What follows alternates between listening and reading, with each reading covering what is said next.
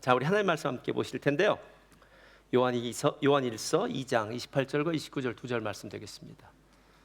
요한일서 2장 28절과 29절 두 절 말씀 우리 함께 보도록 하겠습니다. 우리 다 같이 한 목소리로 봉독하겠습니다. 시작. 자녀들아, 이제 그의 안에 거하라. 이는 주께서 나타내신 바 되면 그가 강림하실 때에 우리로 담대함을 얻어 그 앞에서 부끄럽지 않게 하려 함이라. 너희가 그가 의로우신 줄을 알면 의를 행하는 자마다 그에게서 난 줄을 알리라. 아멘. 오늘 말씀의 제목은요, 장롱면허입니다. 오늘 장롱면허가 뭔지 나중에 함께 보시기를 바라고요. 자, 믿음의 선포 함께 하겠습니다. 믿음은 긍정적입니다. 믿음은 창조적입니다. 믿음은 나는 믿음의 사람입니다. 나는 주 안에서 행복합니다. 아멘. 아멘. 오늘 여러분들과 함께 구원에 대해서 좀 이야기를 나누기를 원합니다. 우리가 이 생각하는 여러 가지 구원에 대한 모습이 있는데 그 구원을 요한이 좀 정리해 놓은 구원이란 어떤 것인가에 대해서 좀 깊게 한번 생각해 보았으면 좋겠고요. 오늘 이 말씀이 저와 여러분의 삶 가운데 큰 도전이 되고 은혜가 되기를 예수님의 이름으로 축원드립니다. 생물학자이기도 하죠. 생태학자인 최재천 교수님 참 글도 잘 쓰시더라고요. 이 생태학적인 측면에서 보면 이솝우화에 나오는 개미와 배짱이는 맞지 않다, 틀렸다라고 이렇게 글을 쓰시는 걸 보면서 제가 재미있게 읽었습니다. 여러분, 이솝우화에 나오는 개미와 배짱이 이야기 아십니까? 배짱이는 여름 내내 노래 부르고 놀고 그러다가 겨울이 찬바람이 불고 겨울이 오니까 먹을 것이 없어서 개미의 집에 가서 문을 두드리면서 먹을 거 달라고 한 사람. 그러니까 게으르면 일 안 하면 나중에 그런 신세가 된다, 뭐 이런 게 있죠. 대신 개미는 열심히 태양이 내려지는 그 한여름 동안 일을 열심히 해서 양식을 많이 쌓아놓고 그리고 겨울을 행복하게 보냈다. 뭐 열심히 살아라, 뭐 부지런히 살아라 하는 그런 거겠죠. 이게 틀렸다는 겁니다. 두 가지로 얘기했는데, 첫째, 배짱이는 겨울까지 살지 못한답니다. 그러니까 겨울에 개미집 갈 일이 없다는 거예요. 마치 하루살이가 저녁에 헤어질 때 우리 내일 만나자 하는 말과 똑같아요. 하루살이에는 내일이 없습니다. 오늘이 전부예요. 네. 둘째로, 배짱이는 놀고 먹고 개미는 열심히 일하는 것처럼 보이지만 이것도 잘못된 거랍니다. 개미 사회도 잘 보면요, 파레토의 법칙이 적용된다고 합니다. 파레토 법칙이란 건 20%의 사람들이 80%를 먹여 살린다, 뭐 상위 20%가 80%를 먹여 살린다 하는 뭐 이런 2대8 법칙이거든요. 개미들 중에 일하는 퍼센트는 20%랍니다. 열심히 나가서 20%고 나머지 80%는 그 아늑한 굴 속에서 잘 먹고 산다고 합니다. 그냥 놀고 먹는다는 거죠. 그러니까 우리가 생각하듯이 모든 개미가 다 그렇게 열심히 일하는 건 아니래요.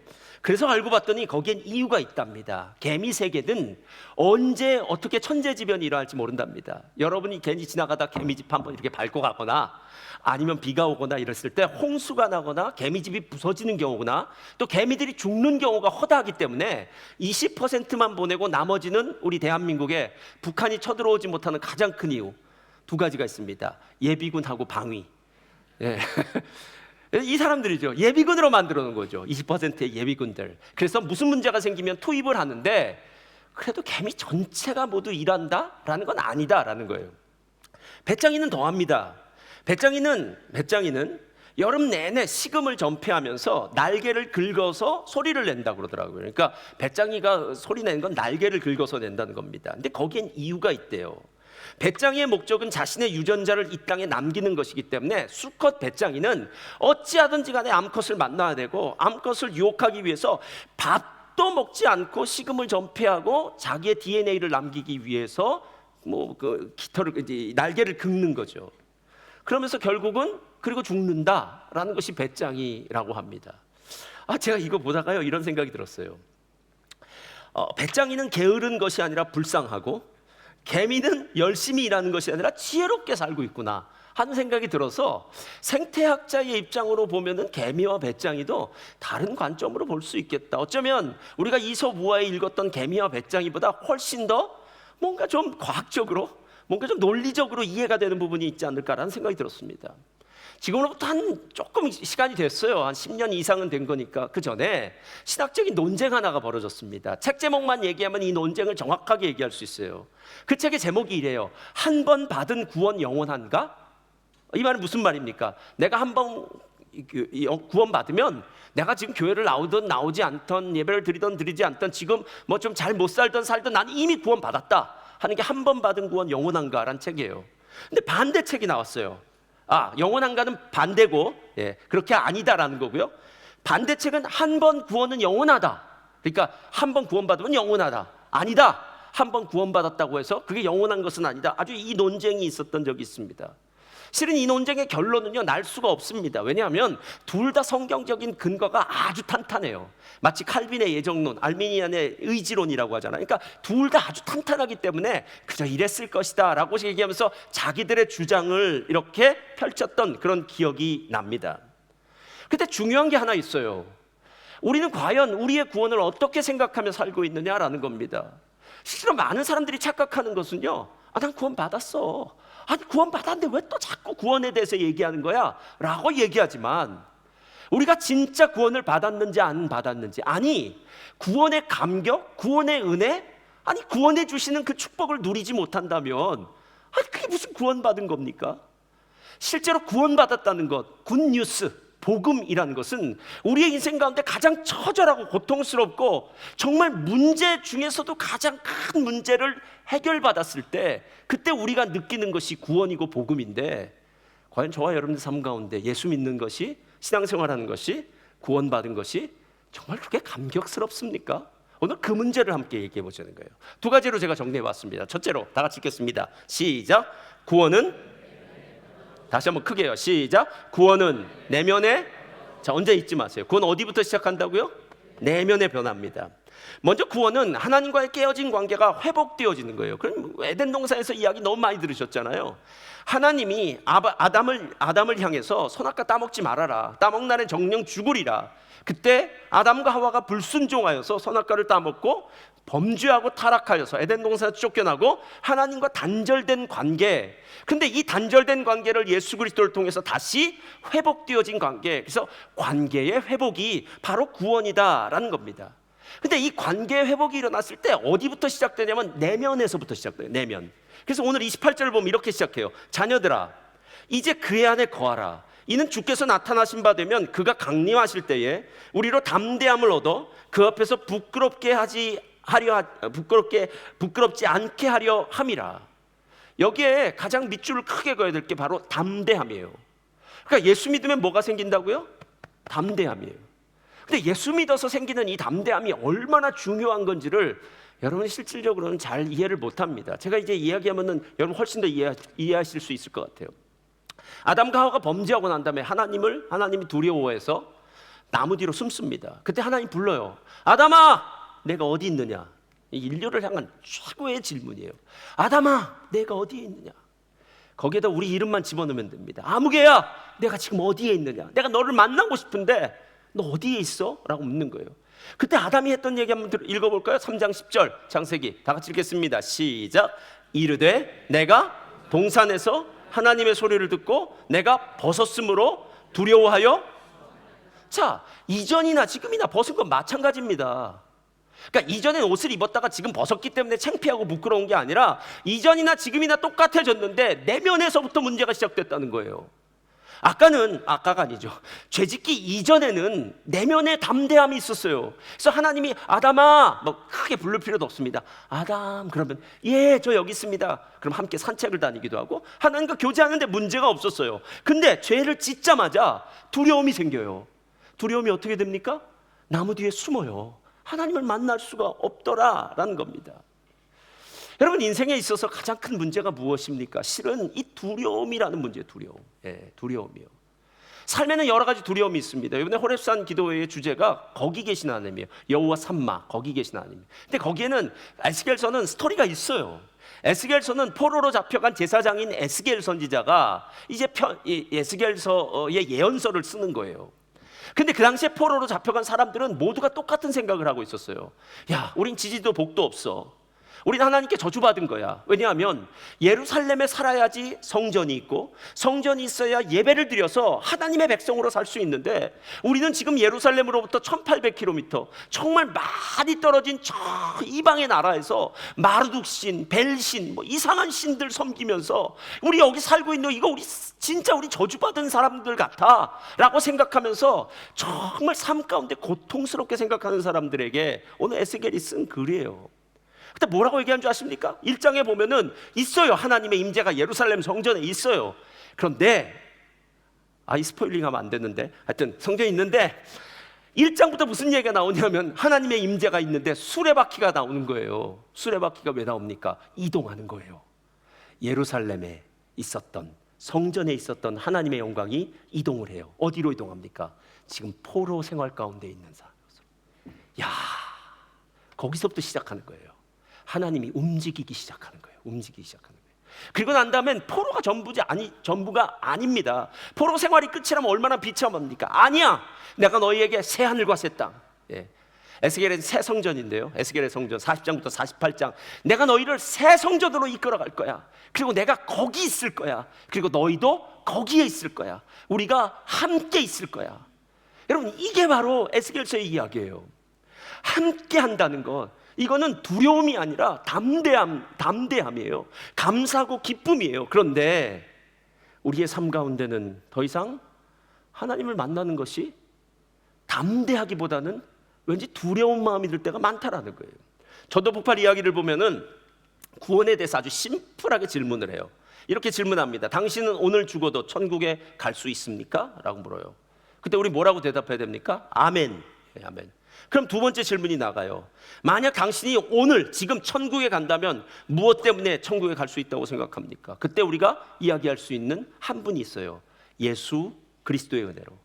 예수님이 나의 죄를 위하여 십자가에 죽으시고 부활하셨습니다. 이렇게 얘기해야 돼요.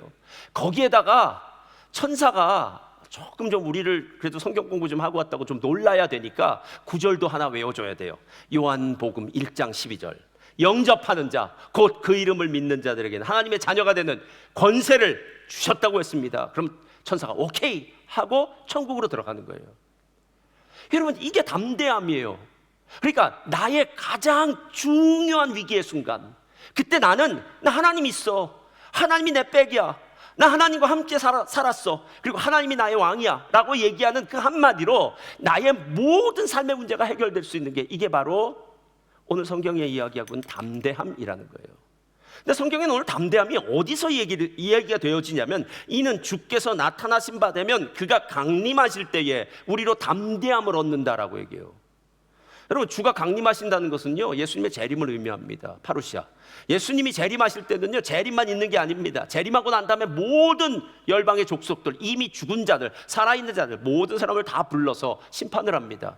한 번 죽는 것은 사람에게 정한 것이요, 죽고 난 다음에 심판이 있습니다, 여러분. 그리고 그 심판대 앞에서 하나님이 말씀하십니다. 오른쪽은 양, 왼쪽은 염소, 오른쪽은 의인, 왼쪽은 악인. 하나님은 반드시 구분하는데 그때 담대함이 생겨난다라는 거예요. 자, 그럼 이제 한번 여러분에게 물어보겠습니다. 그건 성경에 나온 이야기고요. 여러분이 지금 만약에 하나님의 심판대 앞에 섰다면 담대하게, 나는 예수님을 믿고, 예수님을 믿으면 하나님의 자녀가 되는 권세를 주셨다고 했으니까 난 예수님 때문에 천국 갈 수 있습니다 라고 이렇게 담대하게 이야기할 수 있는 분이 얼마나 될까요? 제가 예전에 이전교회에서 성경 공부를 했어요. 이 친구는 제가 청년 때부터 알아서 나중에 안수 집사님까지 된 분이에요. 그래서 이제 뭐 저한테는 이제 동생처럼 느껴지고, 나이도 몇 살 적으니까 이렇게 같이 평생을 지냈어요. 나중에 성경 공부를 하는데 이 친구도 왔어요. 안수 집사인데 왔어요. 안수 집사 왔는데 제가 그때 이런 질문을 사람들한테 던졌어요. 하나님을 어떻게 생각하십니까? 했더니 어떤 분은 하나님 사랑의 하나님입니다. 하나님 자비의 하나님입니다. 하나님 좋으신 하나님입니다. 하나님 뭐 이래요. 근데 이 안수 집사 이분이 저한테 딱 이렇게 해요. 저는 하나님이 무섭습니다 그러더라고요. 그래서 제가 물었죠. 왜 무서운가 했더니 하나님이 죄를 지으면 심판하지 않습니까? 맞나요? 틀리나요? 맞죠? 심판하지 않습니까? 맞죠? 근데 그 다음에 이렇게 얘기해요. 저한테. 목사님, 그래서 저는 교회 나오는 것이 정말 부담스럽습니다. 이렇게 얘기해요. 그래서 100점. 복음 아닙니까, 여러분? 이분은 하나님이 죄를 얼마나 싫어하는지 아시고요. 자신이 죄를 지으면 심판받는다는 걸 너무 잘 알아서, 자기 죄인이라는 것을 알아서 그 죄인이 교회 나오는 것도 쉽지 않다고 진짜 얘기하는 거예요. 제가 얼마나 칭찬했는지 모릅니다. 다른 사람들에게 이분처럼만 신앙생활하면 천국 갈 수 있다. 그리고 난 다음에 제가 그분에게 진짜 중요한 마지막 질문 하나 던졌어요. 집사님, 요즘 어떻게 사시나요? 이렇게 물었더니 대답을 못해요. 저는 그분이 어떻게 살고 계신지 너무 잘 알고 있습니다. 옷가게를 운영하고 있었는데 잘 살아요. 일주일에 한 두세 번 골프를 치는데 친구들을 좋아해요. 골프를 치고 난 다음에 친구들과 만나면 꼭 밤문화가 시작돼요. 그럼 우리 한국 사람들은 밤에 또 술집에 가면 음주 가무가 시작되지 않습니까? 근데 이 사람이 안수집사라는 걸 다 알아요. 그러니까 옆에서 술 마시고 같이 놀 때 꼭 이래, 야, 안수집사가 술 마셔? 이렇게 얘기를 하는 거예요. 그러면 야, 다른 교회는 장로도 술 마신다더라. 이렇게 얘기하면서 그거야 하여튼 안수집사는 인간 아니냐? 이렇게 하여튼 이러면서 했는데, 중요한 건 그게 마음에 걸리니까 자기는 담대하게 하나님의 심판대 앞에 설 자신이 없다라는 거예요. 여러분, 맞아요. 우리가 참 하나님 앞에 참 알량한 양심, 알량한 어떤 그런 자존심 같은 게 있어서, 어느 날 우리가 열심히 주의 일을 감당하고 예배를 드리고 기도를 많이 한 날 같으면은 그래도 내가 이렇게 열심히 했으니까 나 구원받을 수 있을 것 같아, 이런 생각이 들다가도, 어느 날은 그래도 오늘은 기도도 하나도 하지 않고 집안 식구들끼리 싸우기도 하고 화도 내기도 하고 이러면 내가 이러다 진짜 구원받을 수 있을까, 이런 마음이 들기도 해요. 실은 우리 모두가 다 약해서 그런 것들을 왔다 갔다 하면서 산다라는 거예요. 그럼 다시 한번 말씀으로 돌아가 보세요. 오늘 뭐라고 얘기하나요? 하나님, 예수님 강림하실 때에 심판대 앞에서 담대함을 얻게 하기 위해서 구원받았다고 하는데, 결국 우리는 담대함보다는 아직도 두려움이 남아있다면 도대체 내가 지금 구원을 제대로 받은 것인지, 구원을 누리고 있는 것인지, 내 안에서 지금 구원의 역사가 시작되고 있는지 한번 점검해 봐야 되지 않겠느냐라는 거예요. 그리고 나서 제가 요한일서를 봤더니 요한일서에는 네 번의 담대함이라는 이야기를 나오는데요, 이 네 번에 나오는 담대함이라는 이야기가 딱 해결책이 돼요. 오늘 지금 우리가 읽었던 2장 28절이 담대함이 나왔죠? 근데 3장 21절에 담대함이 나와요. 한번 펴주세요. 다 같이 읽겠습니다. 시작. 사랑하는 자들아, 만일 우리를 하나님 앞에서, 저는 이 구절을 보면서요 깜짝 놀랐습니다. 여러분, 사람은 자기가 다 알아요. 부모님들, 자녀들이 지금 잘 살고 있는지 못 살고 있는지, 자기가 지금 옳은 길을 가고 있는지 그릇된 길을 가고 있는지 알까요, 모를까요? 여러분 옛날 생각해 보시면 돼요. 다 압니다. 여러분이 하는 건 그저 잔소리일 뿐이에요. 그리고 잔소리로는 사람 변하지 않습니다, 여러분.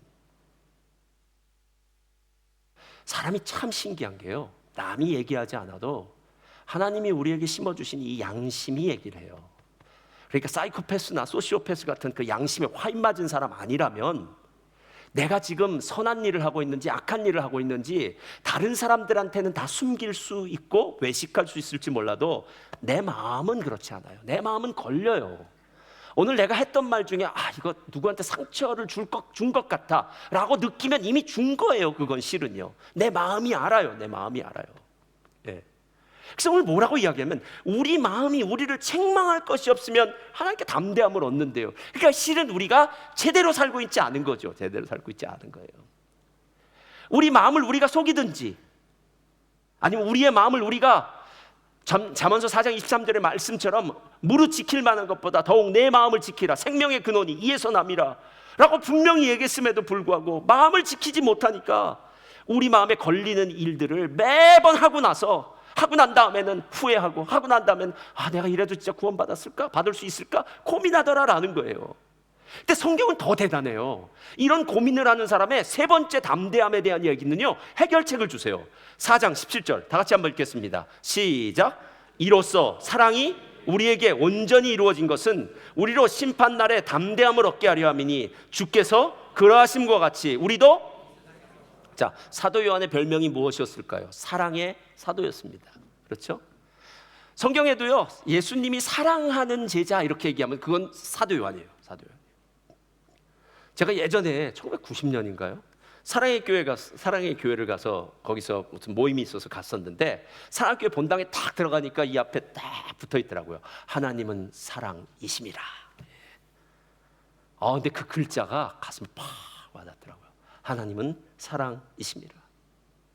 여러분, 요한계시록을 보면은 소아시아 7교회 중에 첫 번째 나오는 에베소 교회, 사도 요한이 심호했던 교회였는데요. 그 에베소 교회가 모든 것이 다 완벽했지만 한 가지가 부족했잖아요. 내가 첫사랑을 잃었다. 어디서부터 문제가 시작된 겁니까, 여러분? 예. 왜 우리의 마음에 걸리는 일을 할까요? 이유는 한 가지입니다. 처음 우리가 예수님 만났을 때, 처음 구원받았을 때, 그때 첫사랑이 뜨거울 때는요, 죄 안 졌습니다. 그때는 어떻게 하면 내가 주님의 뜻대로 살까? 어떻게 하면 다른 사람들에게 전도할까? 어떻게 하면 내가 선하게 살까? 난 교회로 또 달려가고 싶어. 야, 신앙생활하는 게 왜 이렇게 행복해? 라고 했던 적이 있었어요. 근데 어느 사이인가 시간이 흐르면서 그 사랑이 식어져 버린 거예요. 사단이 우리를 공격할 때 뭘 공격하겠습니까? 우리 안에 갖고 있는 그 사랑을요, 희석시키겠죠. 예. 신앙생활 대충 그렇게 사는 거야. 야, 남들도 그렇게 살아. 너가 뭐라고 그렇게 특별하게 살려고 그래? 야, 대충 하자. 불각은 불가원. 뭐 이런 소리 하면서 사단이 우리 하나님을 뜨겁게 사랑하는 마음을요, 싹싹 희석시키겠죠. 여러분. 첫사랑을 회복해야 돼요. 첫사랑이요. 근데 성경은 더 대단해요. 첫사랑을 회복하고 싶은데 우리의 힘과 능력으로는 안 돼요. 그래서 마지막 등장하는 5장 14절의 담대함의 이야기가 그 해결책을 이야기해줘요. 5장 14절 다 같이 읽겠습니다. 시작. 그를 향하여 담대함이 이것이니 그의 뜻대로 무엇을 구하면. 저는 목회를 하면서 문제 있는 가정을 너무 많이 봤습니다. 여러분이 생각하는 그 상상을 초월하는 문제를 일으키는 가정도 있었어요. 예. 이 정도 된다면 이거는 그냥 차라리 죽는 게 낫겠다 싶을 정도로 큰 문제를 봉착한 가정들도 있었어요. 근데 우리가 살면서 만나게 되는 그 많은 문제는 실은 문제가 하나도 아니에요, 여러분. 그 문제를 갖고 하나님 앞에 나오지 않는 게 문제죠. 오늘 성경이 뭐라고 이야기합니까? 그의 뜻대로 무엇을 구하면 들으심이라. 우리는 하나님이 우리의 기도를 들으신다는 걸 다 알고 있어요. 우리의 문제요? 여러분이 갖고 있는 문제 있겠죠. 뭐 자녀의 문제, 가정의 문제, 삶의 문제, 경제적인 문제, 건강의 문제, 관계의 문제, 뭐 어떤 문제든 있을 거 아닙니까? 근데 문제는 있는데 기도의 자리로 나오지 않는 거예요. 기도의 자리로요. 예. 첫사랑이 없어서 지금 문제예요. 내 마음이 식어졌어요. 나 이제 쉬고 싶어요. 하나님, 이제 부담스러워요. 아까 그 친구처럼요. 하나님이 부담스러워서 교회 나오는 게 힘들대요. 그럴 수 있어요. 그런데 중요한 것은 오늘 성경이 말하지 않습니까? 그를 향하여 우리가 가진 바 담대함이 이것이니 그의 뜻대로 무엇을 구하면 들으신다. 예. 기도하면 하나님이 인도해 주십니다.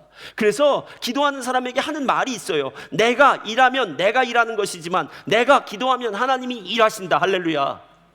여러분, 기도는 하나님이 일하시는 거예요. 저와 여러분이 일하는 거는요, 시간당 얼마짜리라면 그 얼마만큼 벌 수 있어요. 그러나 하나님 앞에 그 시간을 기도하면 여러분이 생각하는 그 액수가 아니에요. 그때는 정말 말도 안 되는, 성경에 나와 있는 30배, 60배, 100배의 축복을 받듯이요, 여러분이 상상 못하는 놀라운 축복을 받아요. 예.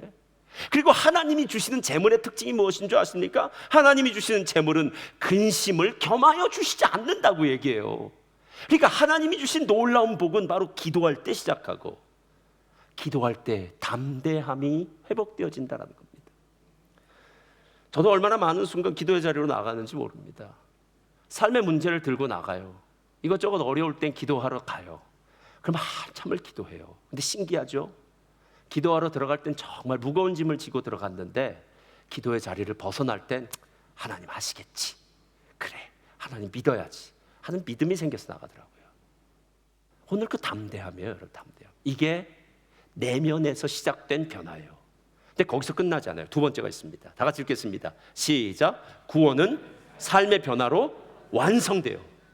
자, 출애굽이 중요한 게 아니라 출애굽은 입 가나안을 위한 전초전일 뿐이에요.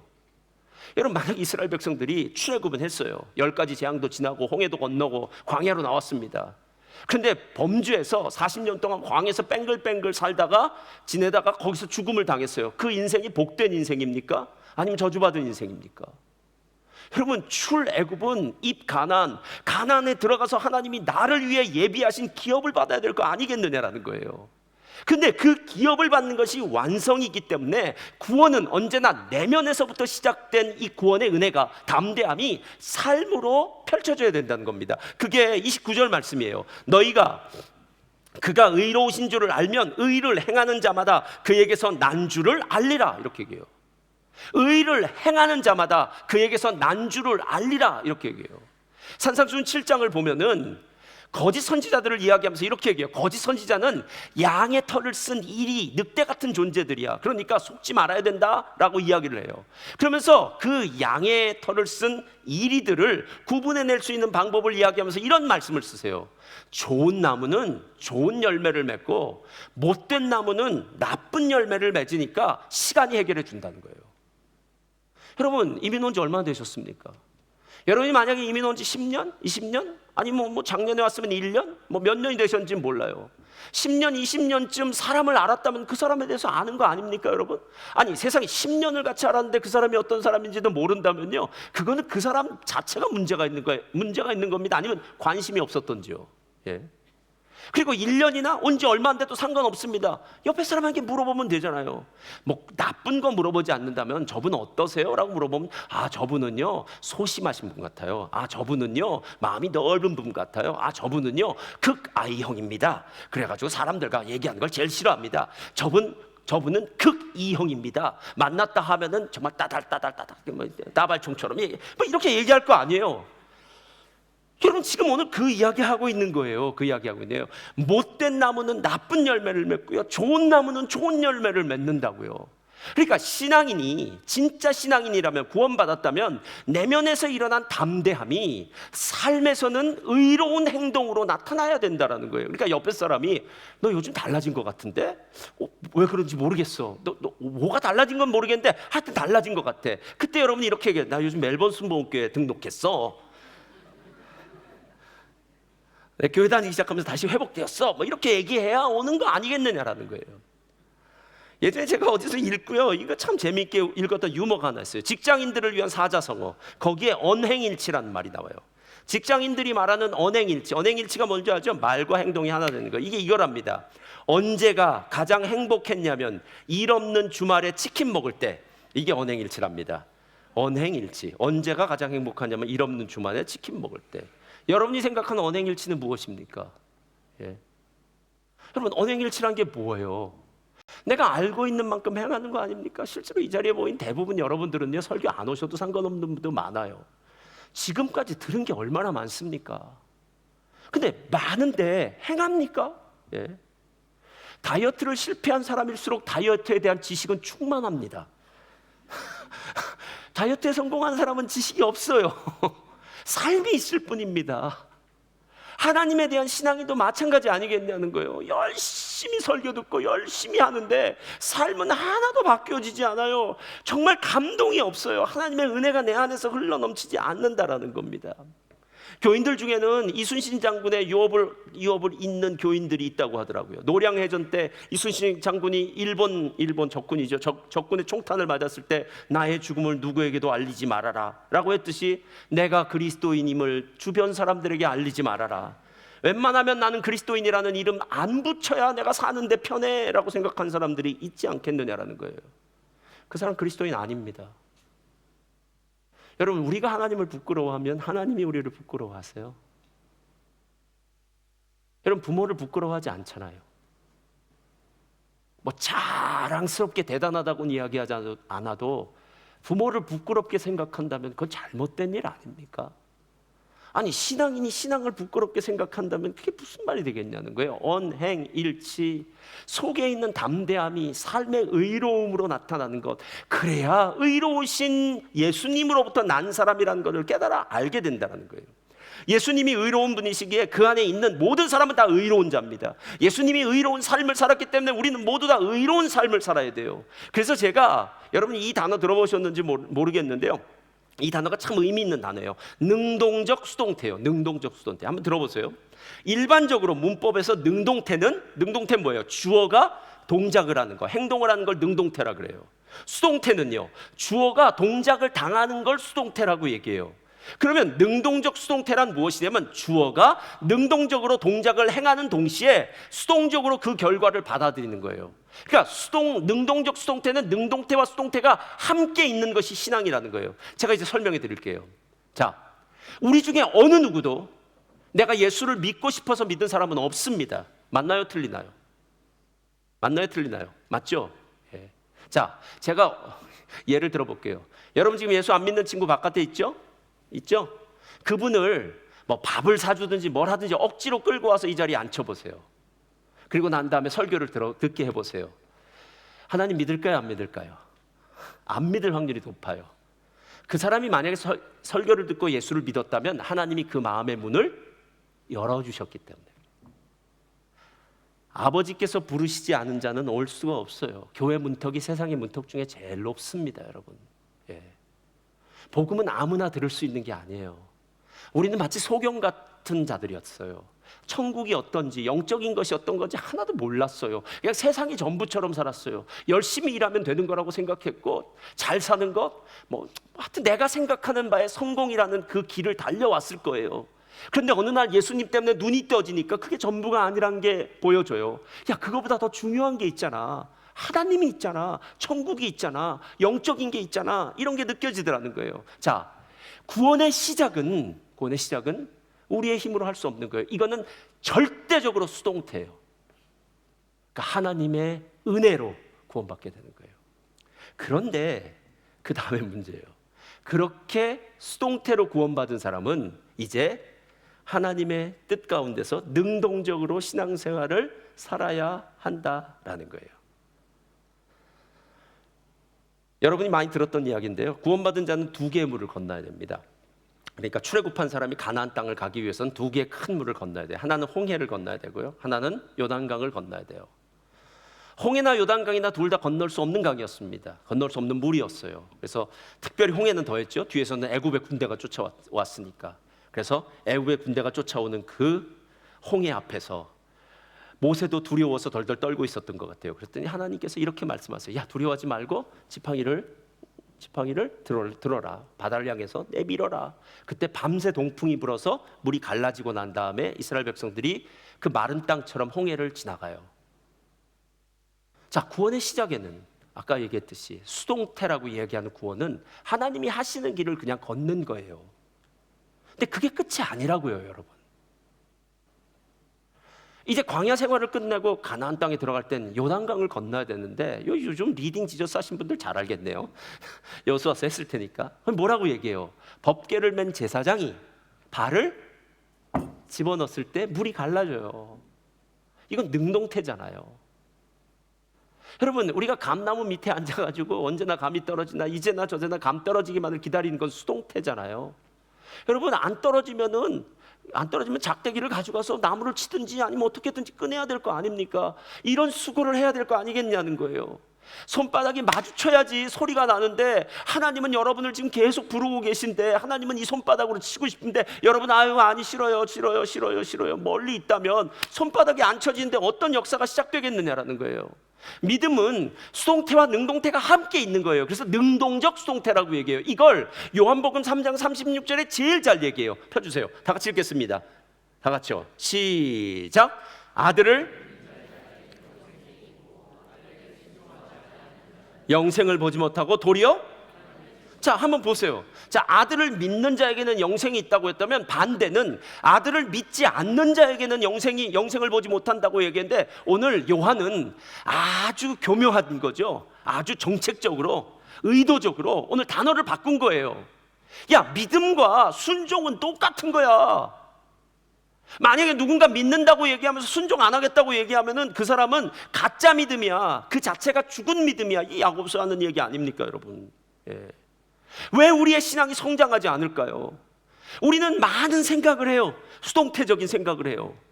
근데 능동태적인 일을 하는 것에 대해서는요, 언제나 주춤주춤거려요. 언제까지 멈춰서 계시겠습니까? 언제까지요? 제가 일부 예배 때도 그 이야기 했는데요, 신앙은 똑같아요. 여러분, 교회 처음 나오시는 초신자들은요, 정말 행복해요. 왜냐하면 아무 일 안 해도 돼요. 그래, 아무 일 안 해도 돼요. 아니, 해요 조금. 근데 아무 일 안 해도 누가 뭐라 그러지 않는다는 거예요. 근데 교회를 오래 다니면 이제 뭐 인턴도 해라, 셀리더도 해라, 뭣도 해라 하는 이런 부담감, 책임감이 자꾸 있어요. 그래서 만약에 여러분이 수동태적인 신앙만 한다면 교회를 매일 바꾸면 돼요. 여기서 조금 안정될 만하면은 또 여기 교회 갔다가 여기 교회 갔다가, 그러다가 또 갈 데 없으면 다시 돌아와도 돼요. 왜냐하면 다시 돌아오면 안 시켜요. 근데 여러분, 그런 신앙이 과연 온전해질까요? 자, 이제 드디어 오늘 말씀의 제목, 여러분 다시 생각해 보시면, 오늘 말씀의 제목이 뭐죠? 제가 이걸 사전적인 의미로 여러분에게 설명해 드리겠습니다.